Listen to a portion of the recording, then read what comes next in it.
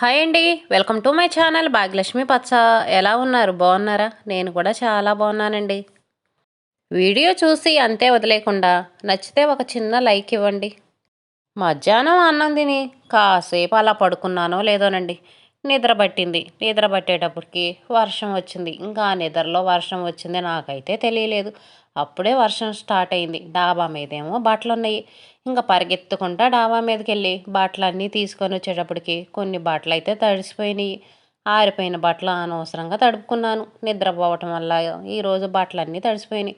మధ్యాహ్నం అన్నం తిన్న తర్వాత ఏమో మనకి ఒక కునుకయిందేమో, ప్రశాంతంగా ఉండదు.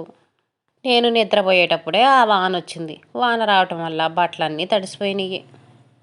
ఇంకేం చేస్తాం, వర్షం తగ్గిన తర్వాత ఇంక ఇదిగోండి బట్టలు అయితే ఇక్కడ కింద వరండాలో ఆరేస్తున్నాను. ఇక్కడ ఆరేస్తున్నాననే కానీ బట్టలు అసలు కారనే ఆరవు. అందులో వాతావరణం చూడండి అసలు ఎలా ఉందో, చల్లగా ఉంది. ఇంక ఈ బట్టలు అనేవి రేపొద్దుటికి ఎప్పుడుకో ఆరతాయి. కుర్చీలో అలాగే ఉంచాను అనుకోండి, వాసన వస్తాయి. వరండా మొత్తం ఆరేద్దామంటే వరండాలో పత్తుంది. అందుకని పట్టినంత వాటికి ఇక్కడ కొన్ని బట్టలు ఆరేసి ఇంకా ఇంటికి అటువైపున ఇటువైపున రెండు వైపున గొంతులు ఉన్నాయిగా, ఆ గొంతుల్లో ఆరేయటమే. ఉదయం నుంచి మబ్బు పట్టే ఉందిగా, వర్షం రాదేమోలే అనుకున్నాను. రాదేమోననుకొని అలా పడుకున్నానో లేదోనండి, ఇంకా వర్షం వచ్చేసింది. డాబా మీదకి పరిగెత్తుకుంటా వెళ్ళాలన్నా ఈ మెట్లు ఎక్కడ జారుతాయో ఎక్కడ పడిపోతాయోనన్న భయం. అందులో బట్టలు గబగబా తీసుకొని వద్దామంటే క్లిప్పులు పెట్టాను. ఆ క్లిప్పులన్నీ తీసి బట్టలన్నీ తీసుకొని వచ్చేటప్పటిలో తడిసినాయి. నేను కూడా తడిచిపోయాను. తీసుకొచ్చిన బట్టలు కుర్చీలో వేసానా, మళ్ళీ వరండాలో పత్తుంది. వరండా అంటే లోపల కాదండి, కింద. కింద వైపున పత్తుంది. జల్లు కొట్టిందంటే ఆ నీళ్ళన్నీ పత్తి మీదకి వస్తాయి. ఈ గొంతుల్లో నుంచి నీళ్లు వచ్చినాయి అనుకోండి, అవి కూడా పత్తి కిందకు పోతాయి. ఇక్కడ చీపుర్లు వేసాను కదా, చీపుర్లు వేసిన కాడ అయితే అంతకుముందు పత్తుంది. ఇంకా బట్టలన్నీ కుర్చీలో వేసి గబగబా వచ్చేసి వీటి మీద ఒక పట్ట కప్పాను. తర్వాత ఇంకా మా ఆయన వచ్చిన తర్వాత ఆ పత్తి అంతా తీసి ఇంక ఇంట్లో పత్తి ఉంది చూడండి, దాని మీద వేసాడు. అసలు ఎంత టెన్షనోనండి, పరిగెత్తుకుంటా అన్నీ హడావుడిగా చేశాను. మన పనులు ఉన్నాయని వర్షం ఆగదు కదా, ఇంకా వర్షం వచ్చినప్పుడు చూసుకొని మన పనులన్నీ జాగ్రత్తగా చేసుకోవటమే.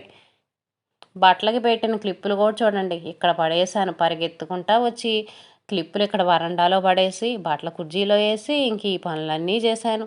చీపుర్లు కూడా తీసుకొచ్చి ఇంక ఈ వరండాలో వేసాను. క్లిప్పులు డాబా మీద అలాగే ఉంచాననుకోండి, మళ్ళీ వర్షానికి కొట్టుకొని పోతాయేమో, మళ్ళీ రేపు బట్టలు ఆరేసినప్పుడు మనకి క్లిప్పులు అవసరమవుతాయి కదా. అందుకని కొంచెం వర్షంలో తడుస్తున్నా సరే జాగ్రత్తగా క్లిప్పులన్నీ తీసుకొని వచ్చాను. ఇంక ఇదిగోండి కవర్లో వేసి బయట గూట్లో అయితే పెట్టేస్తున్నాను. డాబా మీద అలాగే ఉంచితే క్లిప్పులు పాడైపోతున్నాయి, అందుకని డాబా మీద ఉంచట్లేదు. చిందరవందరగా ఉన్న వస్తువులన్నీ తీసి ఎక్కడొక్కడికి సర్ది బట్టలన్నీ ఆరేశాను. కొన్ని ఇంట్లో మంచాల మీద ఆరేశాను, కొన్ని తీగల మీద ఆరేశాను. అలాగే ఉంచితే వాసన వస్తాయి కదా అని. ఇంకా వర్షం పడ్డదంటే ఏదో ఒక స్నాక్స్ ఉండాలిగా. అందులో పిల్లలు స్కూల్ నుంచి వచ్చి ఇంకా స్నాక్స్ కావాలి, వర్షం పడ్డది కదా, వేడి వేడిగా హాట్గా కావాలని అడుగుతారు. ఈ రోజైతే బంగాళదుంపతో కట్లెట్ చేద్దాం అనుకుంటున్నాను. ఎప్పుడు స్నాక్స్ చేసినా మా ఇంట్లో పకోడీలు. ఆ పకోడీలు కూడా గోధుమ పిండితో పకోడీలు, లేకపోతే ఇడ్లీ పిండితో పునుగులు వేసుకోవటం, దోసల పిండితో పునుగులు వేసుకోవటం. ఇదే స్నాక్స్ తప్పనిచ్చి వేరే స్నాక్స్ అనేది మా ఇంట్లో ఉండనే ఉండదు. అందుకని ఈరోజు కొంచెం వెరైటీగా చేస్తున్నాను. ఇలా చేయక కూడా చాలా రోజులు అవుతుందిలేండి. అంతకుముందు ఎప్పుడో ఫస్ట్ యూట్యూబ్ ఛానల్ స్టార్ట్ చేసినప్పుడు ఇలా వంటలు చేసి పెట్టేదాన్ని. ఇప్పుడైతే అస్సలు చేయట్లేదు ఇలాంటివి. ఇంట్లో ఒక పెద్ద బంగాళదుంప ఉంటే సగం బంగాళదుంప కట్ చేసి పూరీ కూరలో వేసాను. ఇంకా సగం బంగాళదుంప ఉంది. ఆ సగం బంగాళదుంప ఇదిగోండి ఇలా ఉడకబెట్టాను. ఉడకబెట్టి దాని మీద ఉన్న పొట్టు అంతా తీసేసి ఒక గిన్నెలో వేసాను. ముందు బంగాళదుంపలు మెత్తగా మెదుపుకోవాలి. కాకపోతే బంగాళదుంపలు బాగా ఉడికినాయి. పిండేసి మెదిపినా సరే మెత్తగా మెదిగిపోతాయి. ఇందులో అయితే కొంచెం గోధుమ పిండి వేసాను, కొంచెం శనగపిండి వేసాను. ఈ మొత్తం బాగా మిక్స్ అయ్యేలాగా కలుపుతున్నాను. వాటర్ వేసుకోవాల్సిన అవసరం లేదు.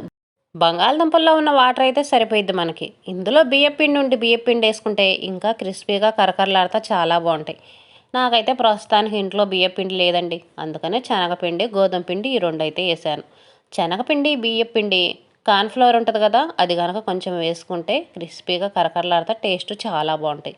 కాకపోతే నేను ఉన్న వాటితోనే అడ్జస్ట్ అయ్యి చేస్తున్నాను. ఇందులో ఉల్లిపాయలు వేసాను, జీలకర్ర వేసాను, వీటికి టేస్ట్కి సరిపడా ఉప్పు వేసుకుంటున్నాను. ఇంకా మనం ఎక్స్ట్రా ఏం వేస్తామండి, కారం వేస్తాము. ఇంకా ఇంట్లో ఉంటే కొత్తిమీర వేసుకోవచ్చు, కరివేపాకు వేసుకోవచ్చు, మన ఇష్టం. మనం ఉట్టియే తినాలనుకున్నప్పుడు కొంచెం కారం ఎక్కువే వేసుకోవాలి. తినేటప్పుడు ఇంక వేరే ఏమీ లేకుండా ఉట్టియే తినేయొచ్చు కారం ఎక్కువ గనుక ఉంటే. ఇంక ఇందులో కొంచెం అయితే ధనియాల పొడి వేస్తున్నాను. ఇంట్లో అయితే ధనియాల పొడి ఉంది. ఇంకా ధనియాల పొడి వేసామనుకోండి మసాలా వాసనగా టేస్ట్ అయితే చాలా బాగుంటుంది. కొంచెం ధనియాల పొడి వేసుకొని ఒక అర స్పూన్ వేసుకుంటే సరిపోయిద్ది. బాగా మంచి మసాలా వాసన అయితే వచ్చిద్ది. ఇంక ఈ మొత్తం బాగా మిక్స్ అయ్యేలాగా కలుపుకోవాలి.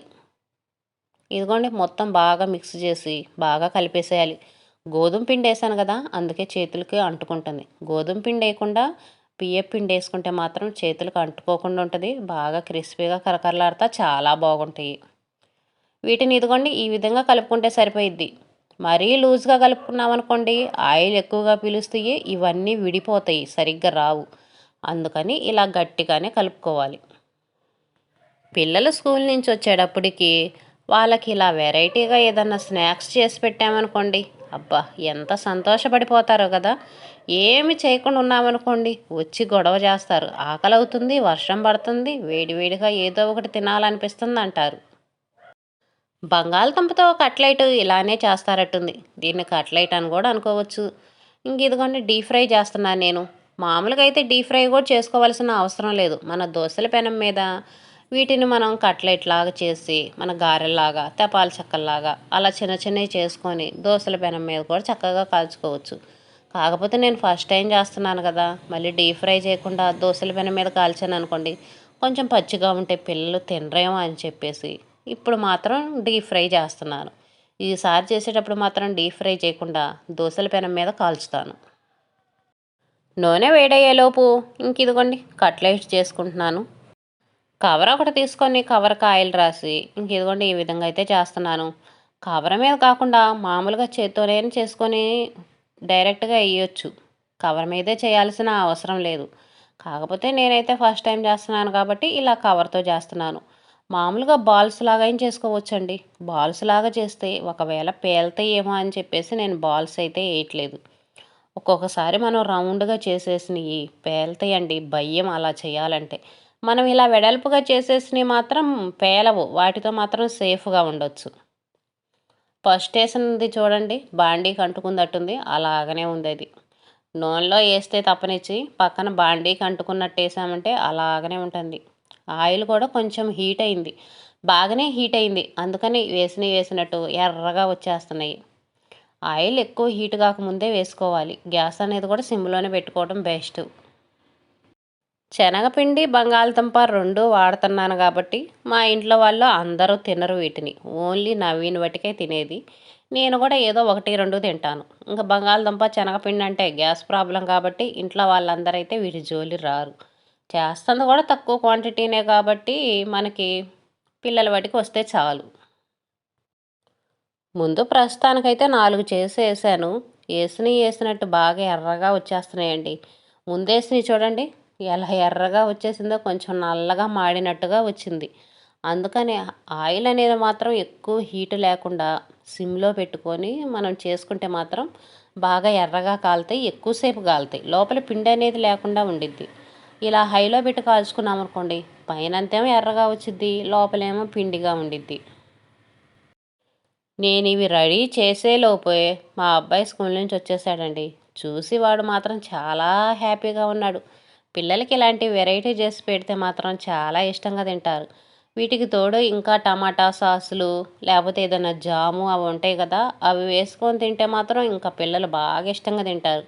మేమైతే అలాంటివి వాడమండి. మా ఇంట్లో అయితే అలాంటివి ఉండవు. ఎటువంటి సాసులు అయితే మాత్రం వాడము. ఇంకా నార్మల్గా ఇలా తింటమే, లేకపోతే ఏదన్నా చట్నీలు చేసుకోవటం కారం వేసుకొని తింటమే తప్పనిచ్చి మా ఇంట్లో ఎటువంటి సాసులు అయితే మాత్రం మేము వాడము. వర్షం పడేటప్పుడు ఇంకా వేడివేడిగా బజ్జీలు వేసుకొని తింటే బాగుంటుంది కదా, కానీ మాకు బజ్జీ మిరపకాయలు ఊర్లో దొరకవు. మనకు వర్షం పడ్డప్పుడు కావాలనుకున్నప్పుడు బజ్జీ మిరపకాయలు అయితే దొరకవండి. నార్మల్ మిరపకాయలు ఉంటాయి, అవేమో చాలా ఘాటుగా ఉంటాయి, పిల్లలేమో తినలేరు. అందుకని ఎక్కువ శాతం బజ్జీలు అయితే చేయను, ఎక్కువ పకోడీలే చేస్తుంటాను. ఇవిగోండి కొన్ని అయితే కాల్చి పక్కన పెట్టేశాను. నేను పక్కన పెడతా ఉన్నా, నవీన్ అయితే చక్కగా తింటా ఉన్నాడు. ఇంక ఈసారి అయితే మాత్రం గ్యాస్ సిమ్లో పెట్టేశానండి. బాగా నూనె అనేది కాలిందని అసలు గ్యాస్ ఆపేసాను. గ్యాస్ ఆపేసి ఇప్పుడు ఆయిల్లో వేస్తున్నాను.